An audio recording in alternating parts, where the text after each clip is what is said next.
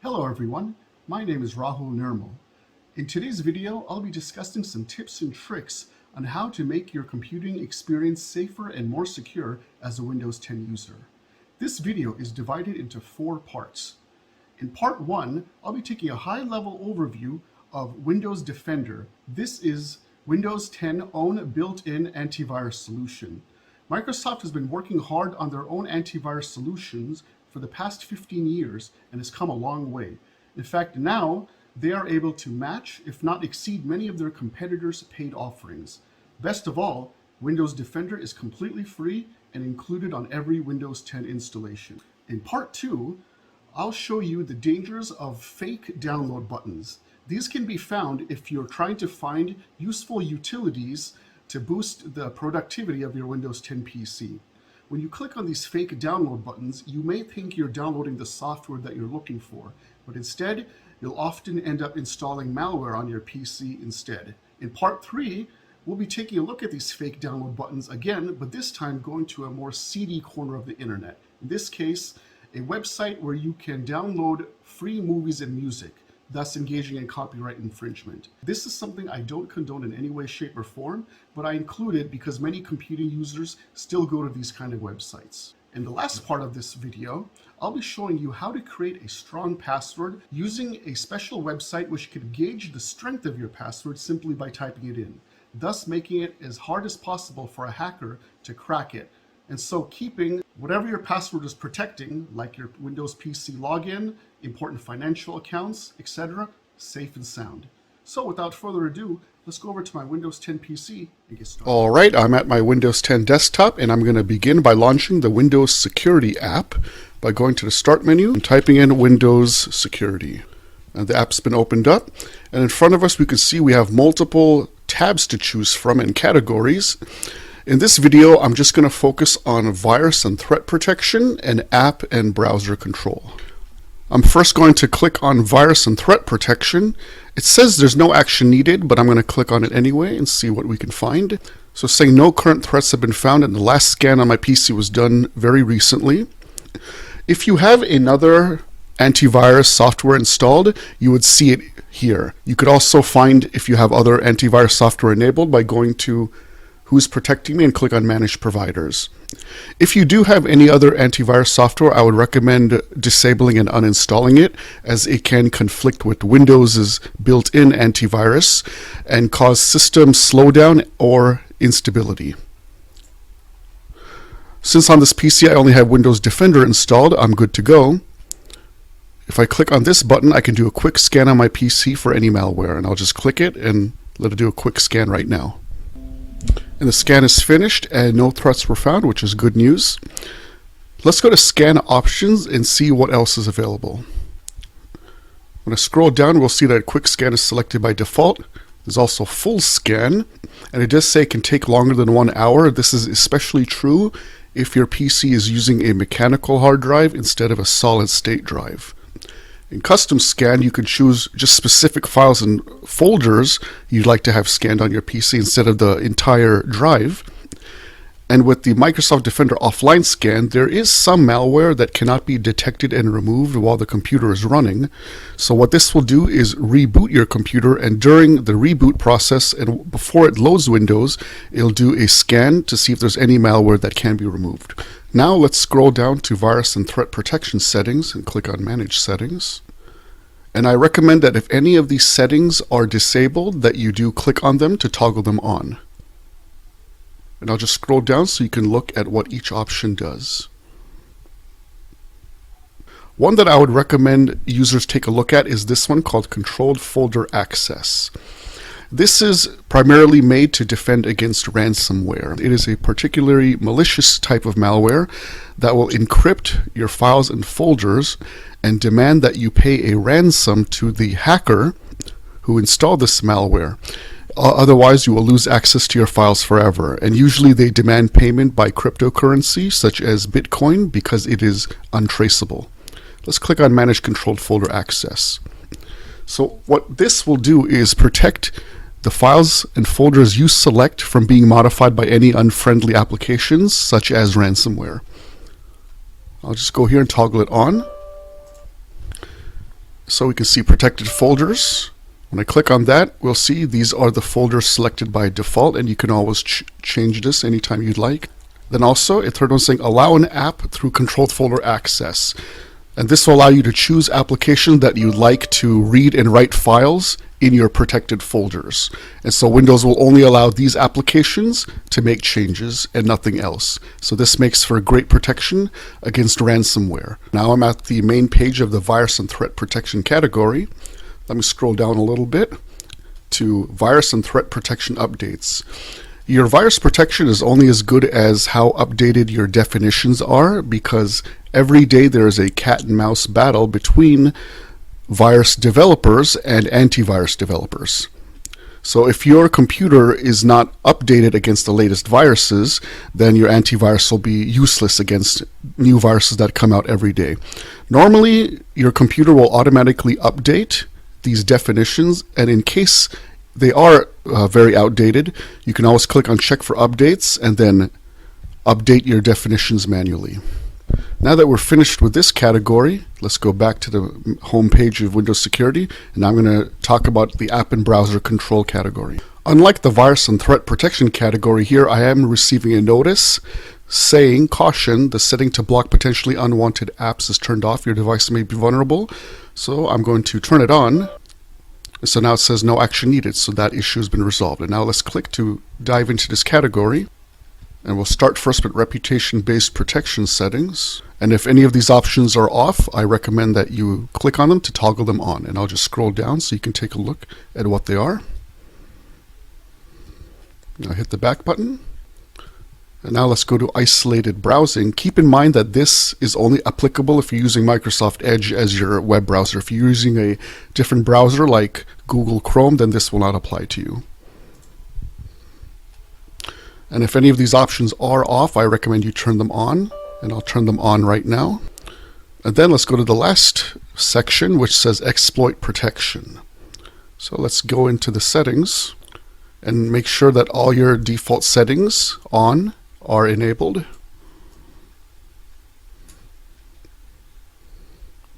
So everything looks good here. So I'll just hit the back button. And that's it.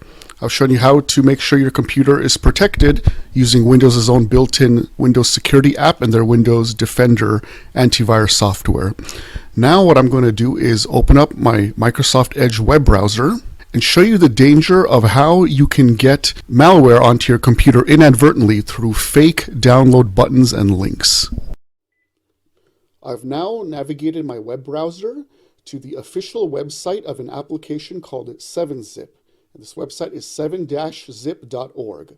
I've covered this application before on my channel, and I highly recommend it for anyone who wants to compress their files.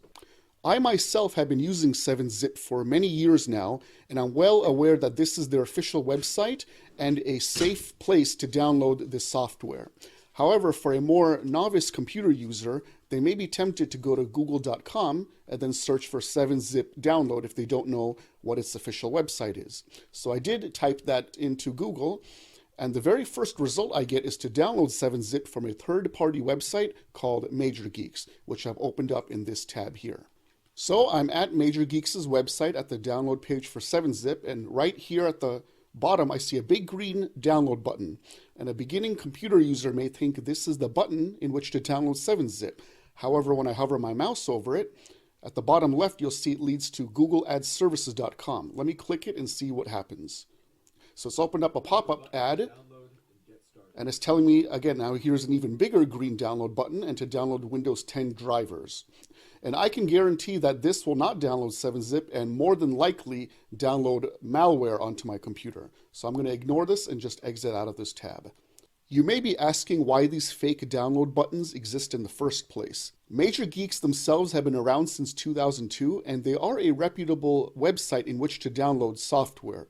However, because this website offers all these downloads for free, they require ad revenue, such as from these, in order to stay alive. So what I would recommend to computer users is, if you do go to these sort of websites, is to not click the very first download button you see. Instead, take the time to hover your mouse over these download buttons, look at the bottom left and see what URL they lead to. If they lead to a completely different website, then I would advise you to stay away. In addition, if at all possible, try to download your software from the vendor's official website. In the case of 7-Zip, it being 7zip.org. If you can't find the vendor's official website, I recommend two other third-party sources, sourceforge.net and download.cnet.com. You'll see that both of these websites, just like Major Geeks, also have many ads, and they also require ad revenue in which to stay afloat. However, they seem to use higher quality ads, which are free from fake download links that could potentially install malware onto your PC. Aside from third-party websites like Major Geeks, which are a source of these fake download links, two other sources are adult websites as well as file-sharing websites where you can obtain copyrighted materials for free. In other words, engaging in illegal file sharing. Now I'm going to navigate my web browser to one of these file-sharing websites to show you how prevalent fake download buttons can be there as well. Now I've navigated my web browser to a website called LimeTorrents. This is a website in which to obtain torrents in which you can download copyrighted materials for free, such as movies and music, thus engaging in copyright infringement.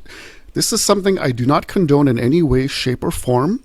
The reason why I'm on this website is because there are many computer users who use these kinds of websites, and unfortunately, these websites are a great way to get fake download links in which to download malware onto your PC. So on LimeTorrents, I had earlier just typed in Batman movie in which to find torrents for Batman movies, and upon doing that, on my web browser, I received two pop-up ads. One saying install required. So I'm getting a message here saying Flash SD app required to proceed. Download ready, free, download. And I can guarantee that if I try to download anything here, the only thing I will receive is malware on my PC. So I'm not going to touch anything here. And I received a similar pop-up ad here. And again, it looks very similar to this one. And again, I know that if I click the download button, it's extremely likely that I'll receive malware on my PC. My advice to computer users who are afraid of inadvertently getting malware from websites like these is to simply stop visiting these websites and refrain from engaging in any copyright infringement. Instead, to purchase all copyrighted material from legitimate sources such as Amazon, iTunes, and Google Play. Now I've navigated my browser to a website called my1login.com. And I like this website because it's able to tell you the strength of a password simply by typing it in this dialog box below. Having a strong password is just about a necessity in today's computing environment, and many websites and services require you to have a strong password before proceeding any further. You probably know that to have a strong password is to have a long password, but sometimes the password length alone isn't enough for it to be a strong one. I'm going to type in a password right now, and immediately it's telling me that it is a very weak password. You may think this is just a random jumble of letters, but if you look on your computer's keyboard, this is actually all the letters on the first top row. And so it's telling me that my password is very weak because it is a common password. Now let me try to type in the second row of letters on my keyboard and see what happens. So now it's went from very weak to still just weak, and it can still be cracked in a very short amount of time.